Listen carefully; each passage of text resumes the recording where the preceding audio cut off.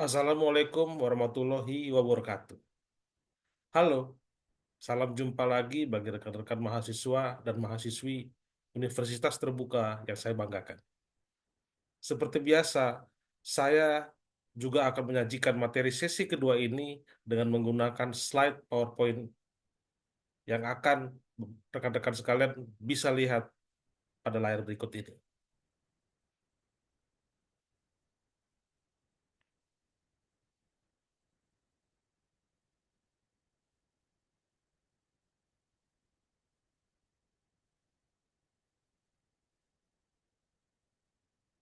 Oke, seperti biasa, saya juga mencantumkan nomor kontak saya di layar kedua ini, sehingga rekan-rekan dapat menghubungi saya melalui WA maupun email jika nanti ada hal-hal terkait materi tuton kita yang sekiranya masih belum dapat dipahami oleh rekan-rekan sekalian. Harapan saya agar rekan-rekan sekalian dapat menyerap dan memahami hal-hal yang akan saya sajikan dalam materi tuton pada setiap sesi yang ada pada mata kuliah akuntansi biaya ini dengan sebaik-baiknya.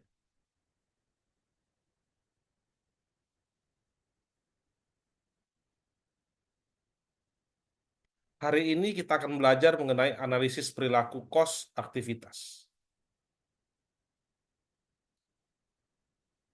Beberapa topik yang akan dibahas pada sesi ini adalah berbagai cara penggolongan dan pengklasifikasian biaya, serta bagaimana hubungan biaya dengan pengambilan keputusan.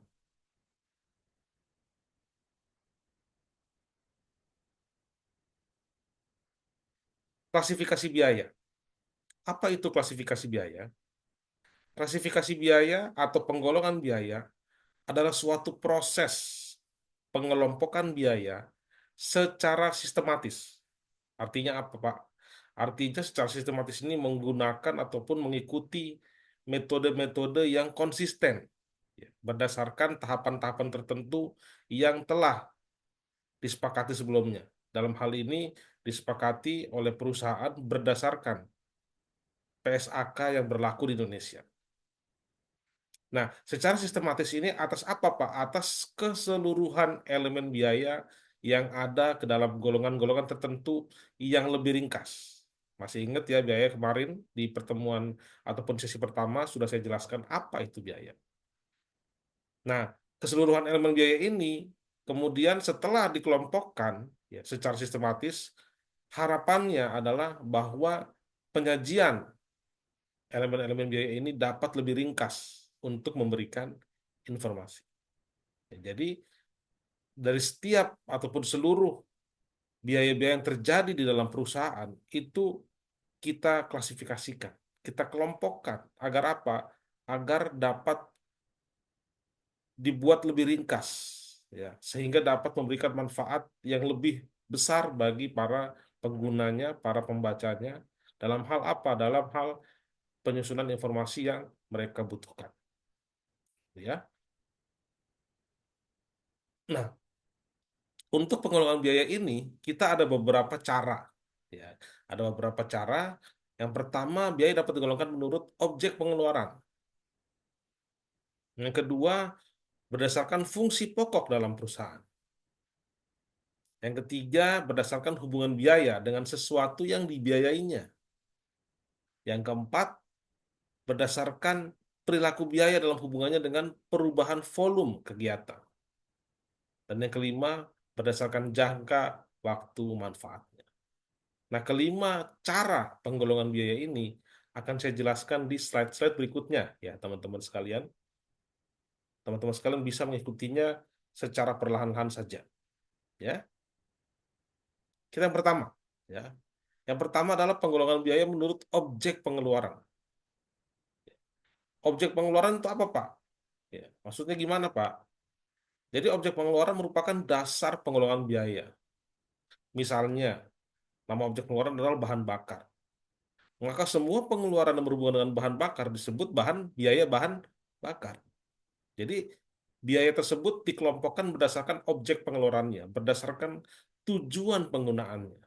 Sehingga kita mengenal yang disebut Tadi pertama adalah biaya bahan bakar, atau bisa juga biaya gaji dan upah, atau biaya depresiasi, dan seterusnya.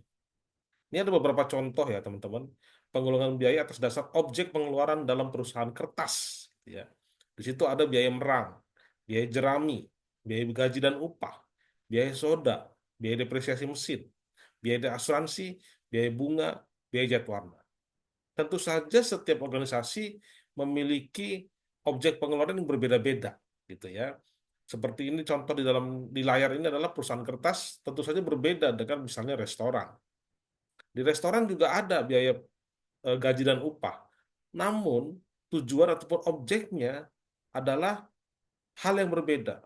Kenapa berbeda, Pak? Karena gaji dan upah di restoran dengan di perusahaan kertas itu adalah dibayar untuk orang yang berbeda, orang yang tugasnya berbeda. Kenapa itu menjadi penting, Pak? Karena tugasnya yang berbeda itu nanti akan menentukan bagaimana perhitungan, bagaimana alokasi biaya-biaya gaji tersebut ke laporan keuangan kita, gitu ya. Lain lagi misalnya kan dengan perusahaan manufaktur botol, misalnya. Di sana juga ada biaya depresiasi. Sama dengan perusahaan kertas ada biaya depresiasi. Judulnya sama, namun kemudian perhitungannya mungkin berbeda. Kenapa, Pak? Karena nilai mesin ya, nilai mesin di perusahaan kertas, nilai pembeliannya ataupun perolehannya itu berbeda dengan nilai mesin di perusahaan penghasil botol. Kenapa bisa berbeda, Pak? Karena mesinnya berbeda juga. Ya, jadi setiap biaya ya itu sangat unik ya, sangat unik untuk setiap perusahaan. Bahkan misalnya perusahaan kertas yang satu dengan perusahaan kertas yang lain ada kemungkinan berbeda juga biaya-biayanya. Kenapa, Pak? Karena mungkin biaya mesinnya misalnya ya, biaya mesinnya mungkin berbeda juga karena mesinnya berbeda. Mungkin perusahaan kertas yang satu mesinnya mesin yang ukuran besar, perusahaan yang satunya lagi mesinnya ukuran kecil. Sehingga apa? Ukuran tersebut kemudian menentukan masa manfaatnya. Bisa juga menentukan nilai perolehannya berbeda, gitu ya. Jadi apapun itu, setiap biaya yang dikeluarkan harus diberi label berdasarkan objek pengeluarannya. Nah, inilah yang disebut penggolongan biaya menurut objek pengeluarannya. Jadi kita memberikan label kepada biaya tersebut. Biaya apa ini?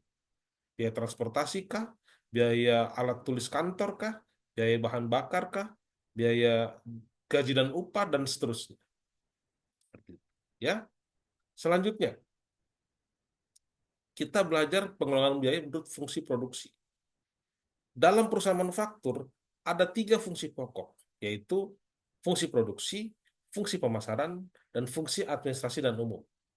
Masih ingat ya, di slide terakhir sesi pertama kemarin, saya ada menunjukkan struktur organisasi yang menggambarkan posisi-posisi kunci dari fungsi-fungsi pokok yang ada dalam perusahaan. Ya. Nah, karena di sini saya kasih contoh adalah tiga fungsi pokok minimal ya, maka biaya juga dapat dikelompokkan jadi tiga kelompok. Biaya produksi, biaya pemasaran, dan biaya administrasi dan umum. Namun, ada kalanya fungsi pokok ini di beberapa tipe perusahaan ataupun di beberapa eh, golongan perusahaan itu fungsi pokoknya lebih besar atau lebih banyak dari tiga ini. Bisa saja. Ya, misalkan dia membagi fungsi pokoknya berdasarkan produksi, pemasaran, riset, misalnya ada satu fungsi riset sendiri atau pengembangan bisnis gitu ya. Kalau di eh, dunia pemasaran, sorry di dunia produksi manufaktur ya. Atau juga ada fungsi administrasi dan umum yang dipecah menjadi fungsi katakanlah keuangan dan fungsi personalia ataupun HRD. Jadi fungsi pokok ini yang saya tampilkan di layar adalah tiga fungsi pokok yang paling pokok. Tiga fungsi pokok ini bisa saja dalam prakteknya dipecah ataupun dipisah menjadi beberapa fungsi pokok lainnya. Seperti itu, ya. Jadi eh, pengelolaan biaya berdasarkan fungsi pokok ini, berdasarkan fungsi produksi ini, kita tentukan biayanya berdasarkan fungsi pokok, yaitu pertama biaya produksi, biaya pemasaran, dan biaya administrasi dan umum. Jadi misalnya di suatu perusahaan fungsi administrasi dan umum dipecah menjadi dua subfungsi lagi, misalkan adalah fungsi keuangan dan fungsi HRD misalnya, maka biayanya menjadi biaya keuangan dan biaya HRD. Seperti itu, ya. Nah, lalu kemudian kita akan masuk lebih dalam. Apa itu biaya produksi? Yaitu biaya-biaya yang terjadi untuk, ini dia ya, mengolah bahan baku menjadi produk jadi yang siap untuk dijual.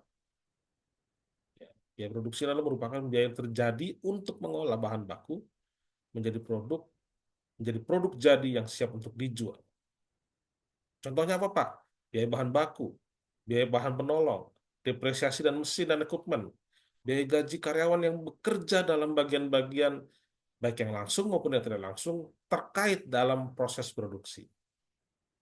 Jadi biaya produksi ini sebenarnya pada dasarnya ya adalah seluruh biaya yang terkait dalam proses pengolahan bahan baku menjadi produk jadi yang siap untuk dijual. Dan pada umumnya biaya-biaya ini terjadi di area produksi, misalkan di pabrik gitu ya, atau di bengkel gitu ya, atau kalau di restoran itu adalah di kitchennya gitu ya. Ini biaya produksi. Nah, menurut objek pengeluarannya, secara garis besar biaya produksi ini dibagi menjadi tiga, ya, tiga. Dan tiga hal ini akan terus Bapak, Ibu, rekan-rekan sekalian gunakan dan pahami di sepanjang mata kuliah akuntansi biaya ini. Yaitu pertama biaya bahan baku, kedua biaya tenaga kerja langsung, dan yang ketiga biaya overhead pabrik. Nanti kita akan bahas lebih dalam ketiga hal ini ya. Nah, biaya bahan baku apa itu, Pak? Bahan baku adalah biaya yang dikeluarkan oleh perusahaan untuk ya membeli bahan yang menjadi bahan pokok dari produksi selesai. Contoh, misalkan sebuah restoran ya membuat makanan dari apa? Dari bahan baku berupa bahan makanan. Seperti itu ya. Termasuk misalkan di dalamnya adalah bahan baku seperti ayam mentah atau kemudian sayur-sayuran mentah dan bahan-bahan mentah lainnya yang kemudian nanti akan diolah oleh kitchen untuk membuat makanan jadi sesuai dengan yang diminta oleh pelanggan gitu ya. Contoh berikutnya perusahaan mebel membuat meja dan kursi bahan bakunya adalah kayu. Ya, maka pengeluaran uang untuk membeli kayu tersebut akan menjadi biaya bahan baku. Contoh lagi tadi perusahaan kertas. Ya, maka bahan baku adalah bahan mentah yang digunakan untuk membuat kertas, gitu ya. Dan ini biasanya kalau perusahaan kertas bahan bakunya dari kayu, ya dari kayu yang kemudian dibuat bubur sedemikian rupa menjadi bahan baku yang akan digunakan untuk membuat kertas, gitu ya.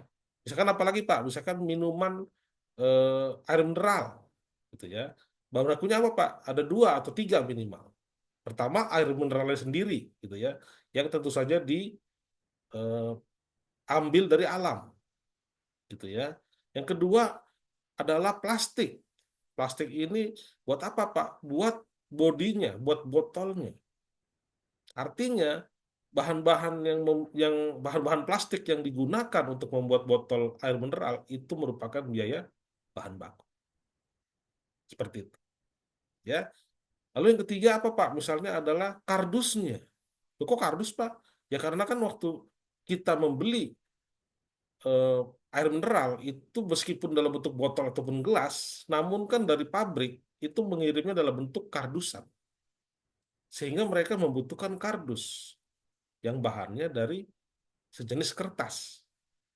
Sejenis kertas yang kemudian itu menjadi bahan baku untuk pembuatan kardusnya. Seperti itu. Ya. Lalu berikutnya untuk biaya produksi adalah biaya tenaga kerja langsung. Merupakan biaya yang dikeluarkan untuk membayar tenaga kerja. Nah, ini dia kuncinya adalah untuk membayar tenaga kerja yang langsung menangani proses produksi. Artinya langsung bagaimana, Pak? Tenaga kerja ini langsung terjun untuk menangani proses produksi dan nilai pembayaran rupiahnya itu meningkat seiring dengan peningkatan jumlah kuantitas produk yang diproduksi. Contoh, misalkan tadi di perusahaan mebel. Perusahaan mebel membuat meja dan kursi, tentu saja makin banyak mejanya, makin banyak kursi yang harus dibuat, maka lebih banyak lagi tukang kayunya. Atau lebih banyak jam kerja si tukang kayunya. Tentu saja tukang kayu ini berarti bayarannya adalah bisa gaji harian, bisa juga upah bulanan.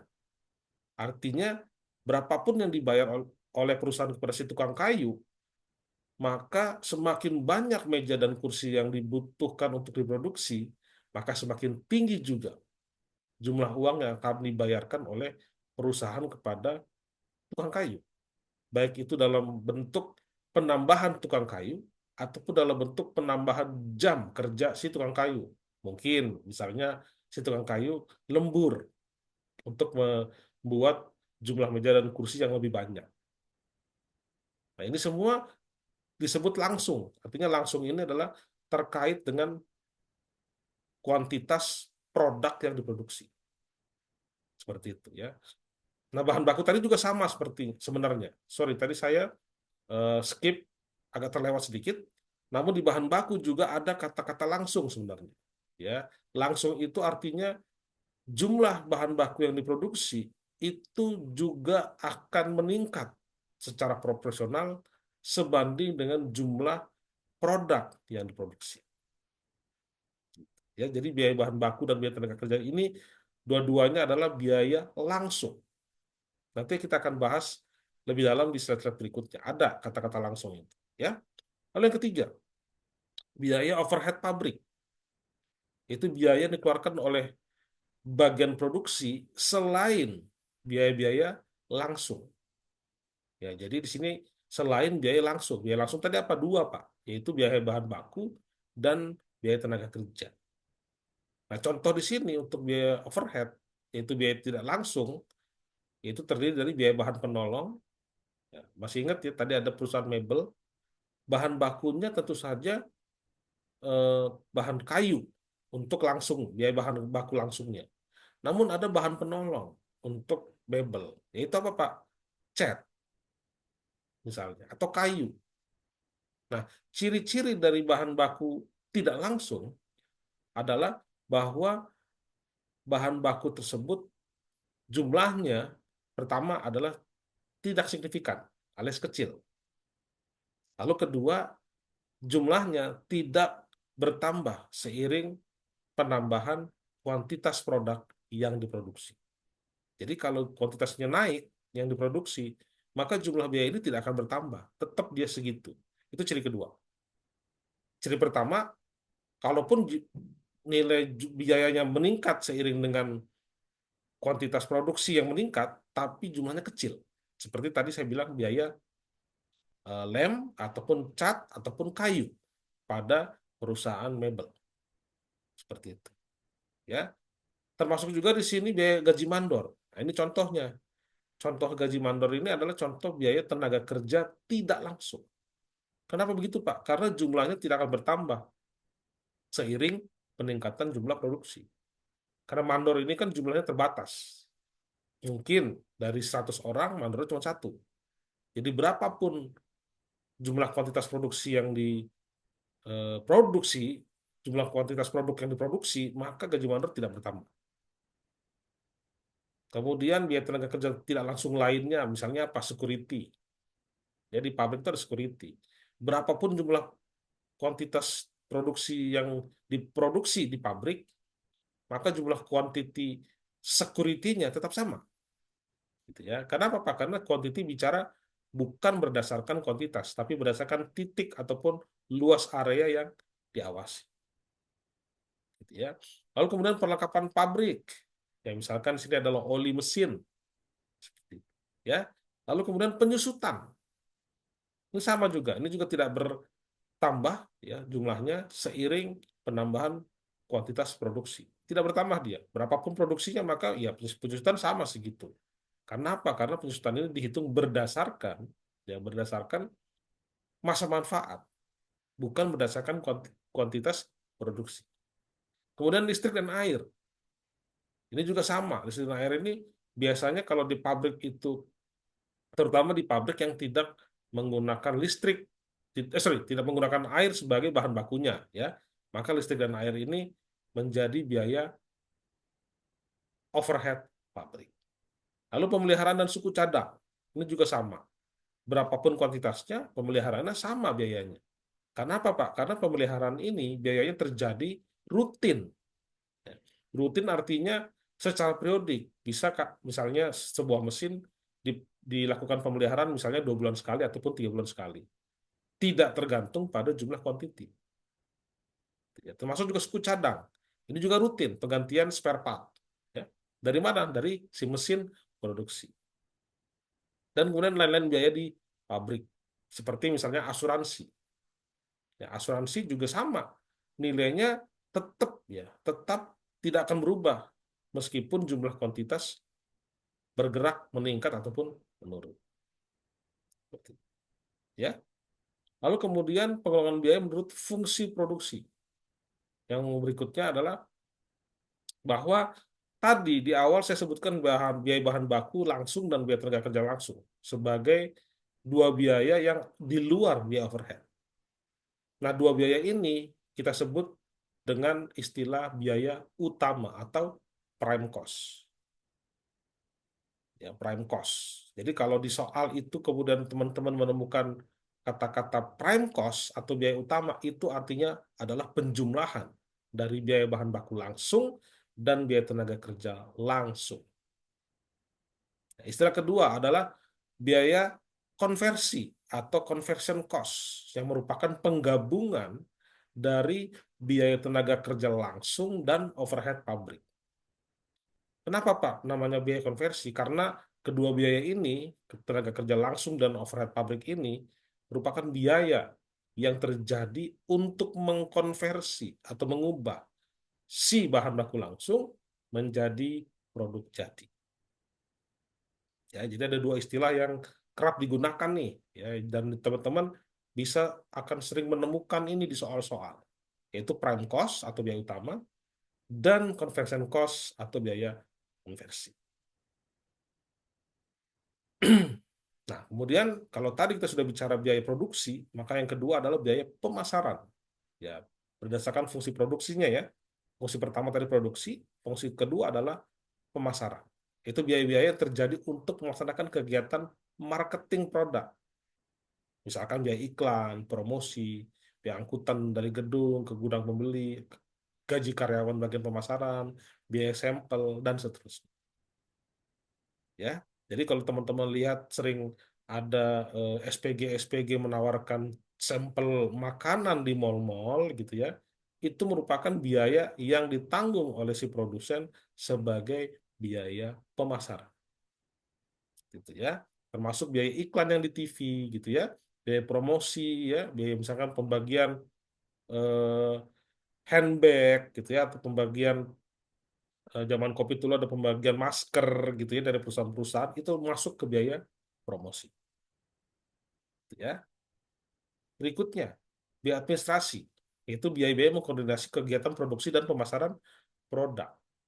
Termasuk dalam biaya ini adalah biaya gaji karyawan bagian keuangan. Nah, lihat, perhatikan, ya, muncul biaya gaji sudah beberapa kali ini. Tadi di tenaga kerja langsung itu muncul sebagai bagian dari biaya produksi. Kemudian di pemasaran itu muncul biaya gaji karyawan bagian pemasaran. Di sini di bagian ketiga, biaya administrasi, muncul lagi biaya gaji. Tapi untuk khusus bagian keuangan, akuntansi, personalnya, dan humas, ya, audit, biaya fotokopi, ini muncul biaya karyawan. Jadi biaya karyawan itu bisa masuk ke berbagai lini dan memang harus dipecah berdasarkan fungsi produksinya, tidak boleh digabung. Karena apa, Pak? Karena bagian keuangan sebagai contohnya, ya, karyawan bagian keuangan itu gajinya itu tidak boleh diperhitungkan sebagai HPP atau harga pokok produksi. Kenapa, Pak? Karena karyawan bagian keuangan dia tidak hanya mengurusi produknya, tapi dia mengurusi semua hal, semua lini. Jadi dia tidak boleh dimasukkan sebagai biaya HPP, namun dia masuk sebagai biaya administrasi di luar HPP. Nanti kita akan bahas nih mengenai dimasukkan sebagai HPP atau di luar HPP, itu kita akan bahas di sesi ketiga, di pertemuan berikutnya, ya teman-teman. Tapi untuk saat ini, teman-teman terima saja dulu kenapa ada biaya gaji karyawan di beberapa fungsi produksi. Ya, berikutnya. Nah, supaya teman-teman jangan bosan, saya tampilkan gambar ya yang cukup hijau ya, segar, dan bisa dilihat di sini gambarnya sangat menarik ya, menarik. Kenapa bisa menarik, Pak? Karena ada keseimbangan di dalam. Keseimbangan apa, Pak? Keseimbangan antara barang-barang atau item-item yang bukan makhluk hidup dengan barang-barang atau item yang merupakan makhluk hidup, dalam hal ini tumbuhan. Ya, jadi ada keseimbangan antara non makhluk hidup dengan yang makhluk hidup. Yang non makhluk hidup apa, Pak? Beton, ya, alias bangunan. Ya, namun di atasnya bangunan itu ditanam sejumlah besar tanaman, ya, sebagai penyeimbang. Nah, hidup tuh begitu, ya. Seperti accounting, hidup tuh sama. Semuanya mesti balance. Nanti kita akan belajar bahwa setiap biaya itu harus balance dengan pendapatannya. Artinya balance itu gimana, Pak? Harus ada keuntungannya dong. Karena kita bukan dinas sosial, gitu ya. Harus ada keuntungannya. Yang keuntungannya ini kita catat sebagai penambah modal pada saat barang tersebut dijual.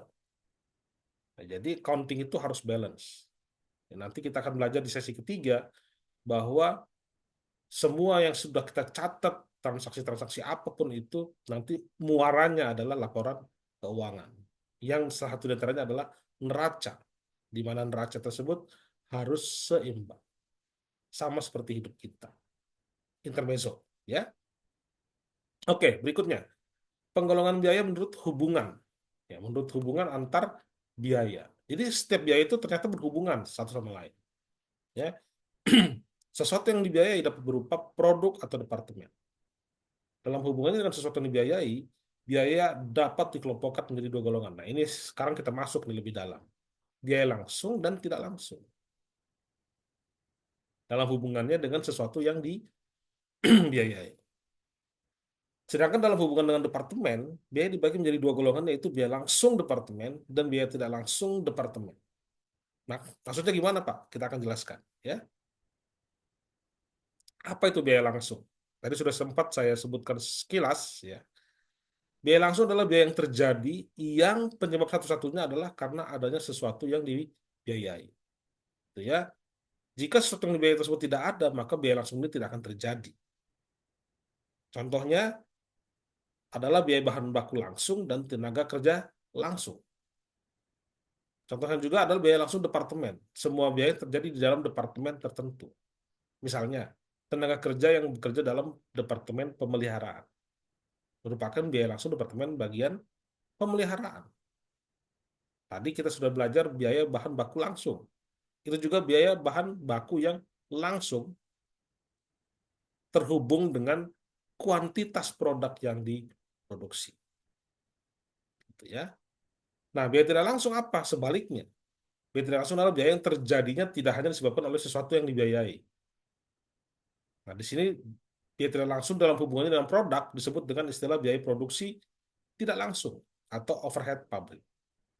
Nah, biaya ini ciri-cirinya tidak mudah diidentifikasikan dengan produk tertentu, sehingga jumlah produknya meningkat pun, maka biaya ini tetap sama. Dia tidak terhubung langsung, tidak ada hubungan yang langsung mempengaruhi jumlahnya pada saat kuantitas berubah. Gitu ya.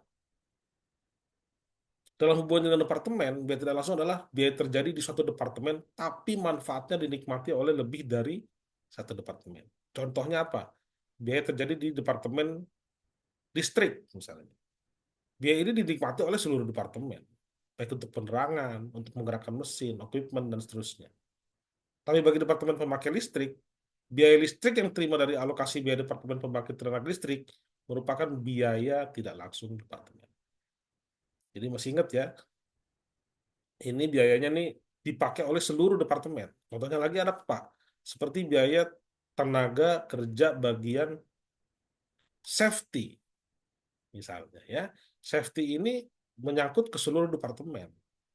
Jadi tenaga kerjanya itu dinikmati manfaatnya oleh seluruh departemen. Sehingga biaya tenaga kerja safety, departemen safety gitu ya, merupakan biaya tidak langsung departemen departemen lain gitu ya. Nah, kemudian kita akan belajar pengelolaan biaya menurut perilakunya. Kenapa, Pak? Karena biaya dalam hubungan dengan perubahan volume, nah ini volume ya.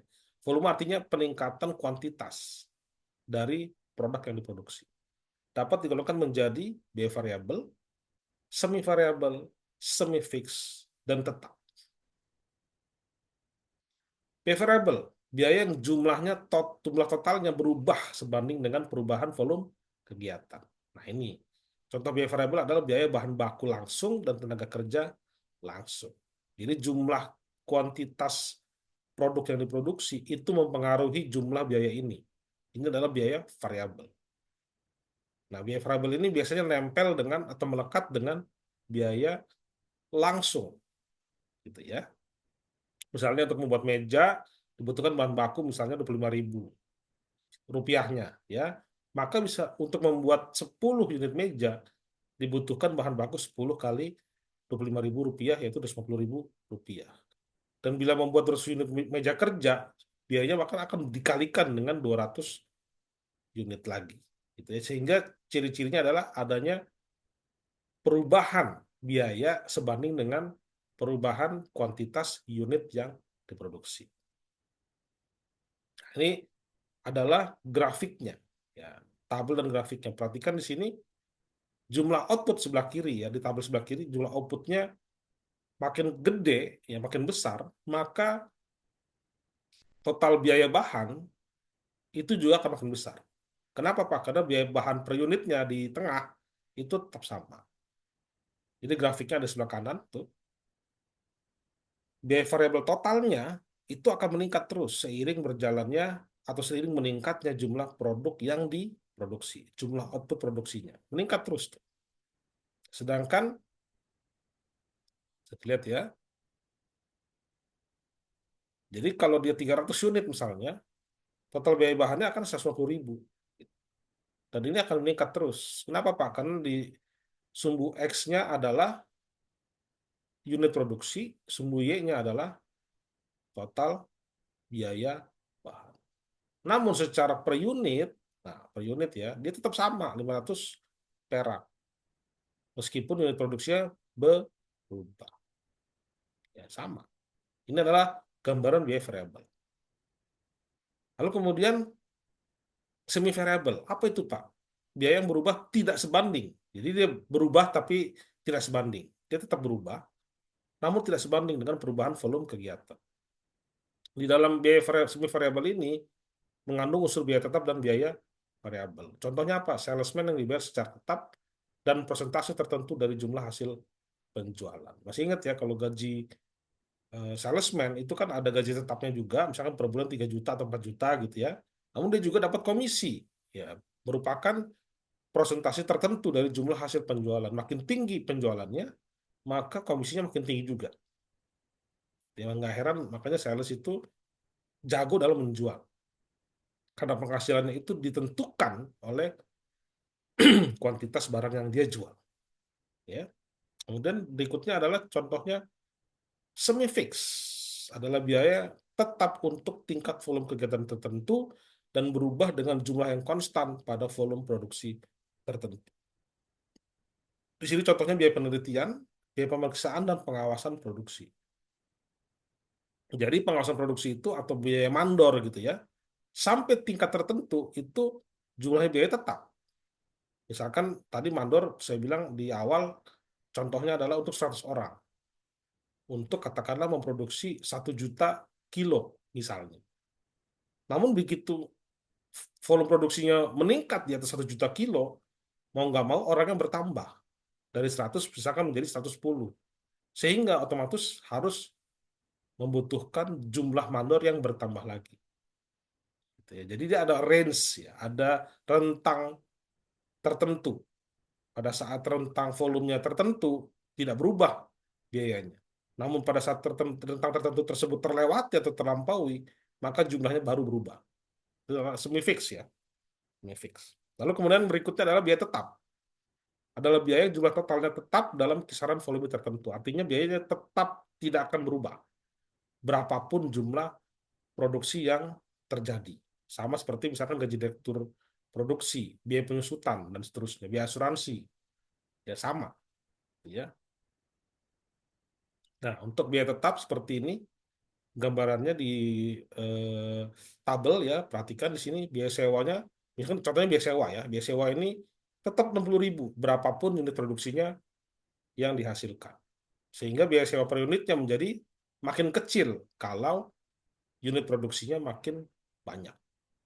Sehingga grafiknya seperti sebelah kanan, perhatikan, biaya tetapnya tetap akan sama, biaya sewa 60.000, berapapun unit produksi yang dihasilkan. Pada saat unit produksi menghasilkan 300, ya sewa tetap 60.000. Pada saat 3 juta, ya sama 60.000. Tapi yang membedakan adalah biaya sewa per unitnya jadinya. Kenapa Pak? Karena kalau biaya unit 300, kalau unit produksi 300 pieces misalnya, maka biaya sewa per unitnya adalah 60.000 dibagi 300 itu 200 perak. Namun pada saat unit produksinya adalah 3 juta unit, ya, maka biaya sewanya adalah 60.000 dibagi 30 dibagi 3 juta kilo. Ya, biaya sewa per unitnya menjadi 0,02 perak. Sehingga grafiknya menjadi menurun begini. Ingat ya, di bagian bawah ini adalah unit produksi. Sumbu X-nya, sumbu Y-nya. Lalu kemudian kita akan belajar juga pengurangan biaya atas dasar waktu manfaatnya. Waktu manfaat ini ada dua ya. Pertama, pengeluaran modal. Itu biaya mempunyai manfaat sekali keluar ya, itu manfaatnya lebih dari satu periode akuntansi atau lebih 1 tahun kalender. Misalkan pengeluaran untuk pembelian aktiva tetap ya, atau pengeluaran untuk membayar sewa selama sekian tahun tertentu gitu ya. Ini masuk ke pengeluaran modal. Ada juga pengeluaran pendapatan atau revenue expenditure, yaitu biaya yang hanya mempunyai manfaat dalam periode akuntansi tertentu atau di tahun terjadinya pengeluaran tersebut. Dan ini harusnya pendapatan ini dipertemukan atau dimatchingkan dengan cost-nya, dengan biayanya. Ya, misalkan adalah biaya iklan, biaya telepon, biaya tenaga kerja, itu harus matching dengan pendapatan yang dihasilkan di periode tersebut, di tahun tersebut. Ya. Jadi kalau biaya iklan di tahun 2024 misalnya, ya harus diakui di 2024 juga. Tidak boleh diakui di 2025 nanti. Ya. Karena sudah beda tahun. Kenapa? Karena biaya iklan untuk produk tersebut harusnya untuk produk yang dijual di tahun tersebut juga, gitu ya. Nah, kemudian ini satu topik lagi ya yang cukup menarik, hubungan biaya dengan pengambilan keputusan. Jadi saya sudah sampaikan di sesi pertama kemarin ya bahwa biaya dan akuntansi biaya ini sangat penting ya untuk pengambilan keputusan. Kenapa, Pak? Karena pengambilan keputusan tersebut akan mempertimbangkan segala aspek biaya yang terjadi di organisasi. Nah, nah, biaya-biaya yang terkait ataupun sangat dibutuhkan dalam pengambilan keputusan ada beberapa. Pertama, biaya kesempatan atau opportunity cost. Itu nilai manfaat yang dapat diukur, yang dapat dipilih dengan cara memilih serangkaian tindakan alternatif. Misalkan biaya kesempatan untuk mendapatkan pelanggan itu bisa tergantikan dengan biaya penjualan, biaya eh, yang terjadi karena kita menjual mesin. Ya, biaya terjadi penjualan mesin apa Pak? Misalkan kita menjual mesin maka ada biaya pengiriman gitu ya. Nah, begitu kita jual mesinnya, kita dapat uang. Tapi uang ini kemudian eh, menimbulkan biaya baru, yaitu biaya hilangnya kesempatan kita untuk menjual produk-produk lainnya dengan menggunakan mesin yang kita jual tersebut. Jadinya kita nggak bisa menggunakan mesin itu untuk memproduksi barang gitu, ibaratnya. Kalau kita produksi dengan mesin itu, produksi barang dengan mesin itu, maka akan ada pendapatan sebenarnya. Namun itu menjadi hilang. Nah, hilang itu adalah biaya kesempatan atau opportunity cost. Yang kedua, biaya komite. Atau committed cost, biaya merupakan konsekuensi komitmen yang sebelumnya telah dibuat dan yang tidak dapat dihindarkan. Lalu yang ketiga, biaya aktual. Itu membuangkan biaya berdasarkan kuantitas aktual bagi biaya langsung dan biaya tidak langsung.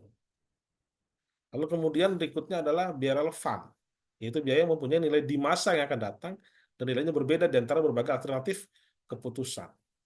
Biaya relevan digunakan untuk pengambilan keputusan khusus seperti memproduksi sendiri atau membeli dari pihak luar, mengganti mesin atau tidak. Ya, jadi biaya relevan ini sangat penting ya untuk mengambil keputusan. Antara misalkan kita mau memproduksi sendiri misalnya, atau kita mau beli barang dari luar di subkon. Kita hitung nih berapa biaya-biaya yang terjadi untuk beli untuk memproduksi sendiri dan bagaimana dan berapa biaya terjadi kalau kita membeli produk ini dari pihak luar. Dihitung semua, kita akan belajar nanti itu di sesi mungkin di 5 atau 6 ya. Dan kita akan tahu, oh ternyata salah satu keputusan itu akan mendatangkan profit tertentu yang berbeda dengan kalau kita mengambil keputusan yang lain. Itu adalah biaya relevan. Ya. Lalu kemudian ada biaya historis atau sunk cost, yaitu biaya terjadi di masa lampau dan sudah tidak mempengaruhi lagi pengambilan keputusan di masa sekarang ataupun yang masa akan datang. Lalu kemudian ada biaya peluang atau opportunity cost. Ini mirip dengan biaya kesempatan yang pertama tadi. Muncul karena hilangnya keuntungan akibat pilihan atau penggunaan sumber daya untuk tujuan tertentu. Lalu yang ketujuh adalah biaya standar. Adalah biaya yang telah ditentukan sebelumnya sesuai dengan biaya per unit yang realistis. Sistem biaya standar ini dapat mengeliminasi varian antara actual dan anggaran. Kita akan belajar biaya standar ini nanti di sesi kelima dan keenam, teman-teman ya. Oke, itu saja dulu sementara materi dari saya. Jikalau ada pertanyaan seperti biasa, saya persilahkan untuk teman-teman menghubungi kontak person yang ada di slide presentasi ini, dan tentu saja slide presentasi ini akan saya share juga di materi sesi kedua di e-learning. Ya,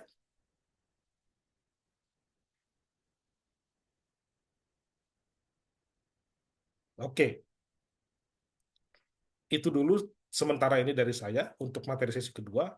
Seperti biasa, saya tidak pernah alpa mengingatkan rekan-rekan sekalian untuk bisa aktif dalam forum diskusi.